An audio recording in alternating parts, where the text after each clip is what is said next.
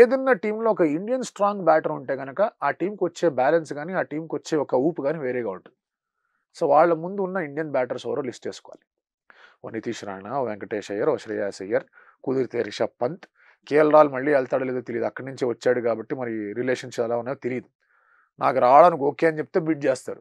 I want to come there అని అంటే bid చేయరు. It's as simple as that. అది వాళ్ళతో ముందే మాట్లాడుకుంటారు.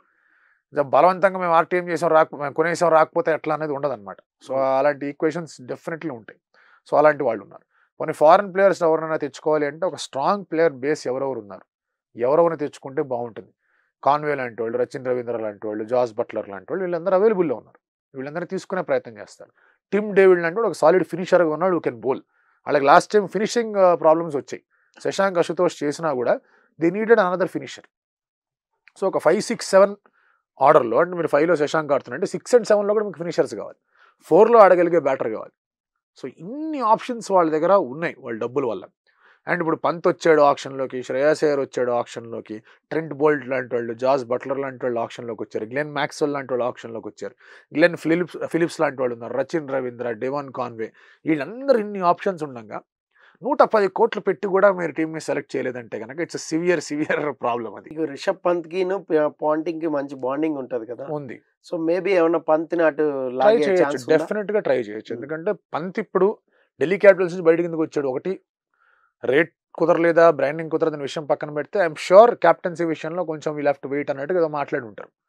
అట్టట్లా కుదురుతుందని పక్కకు వచ్చాడు ఒక రిస్క్ తీసుకొని. వేరే టీంకి వెళ్ళినా నేను క్యాప్టెన్గా ఉండకపోయినా పర్వాలేదు, నేను కనుక ఒక స్ట్రాంగర్ బేస్ ఉన్న టీంకి వెళ్ళానంటే అది నా కెరియర్కి, నా బ్రాండింగ్కి, నా ఎండార్స్మెంట్స్కి అన్నిటికీ మంచిదని ఆలోచనలో ఉంటాడు. దానికి మంచి అవకాశం అంటావు ఇది పంజాబ్ క్యాప్టెన్గా వెళ్ళి అక్కడ if you can turn things around చాలా మంచి అవకాశమే.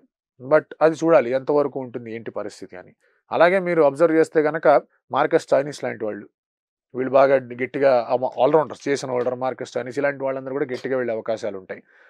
అండ్ శ్రేయాస్ అయ్యర్ ఉన్నాడు, అతను కూడా మంచి అవకాశం ఉంది. అతనికి ఇన్ఫ్యాక్ట్ అతను ఎక్కడికి వెళ్ళినా క్యాప్టెన్సీ పరంగా అతనికి మార్క్ అనేది రాలే. సో మళ్ళీ అగైన్ అక్కడికి ఏమన్నా వెళ్తాడా అనేది ఇంకొక పాయింట్గా ఉంటుంది.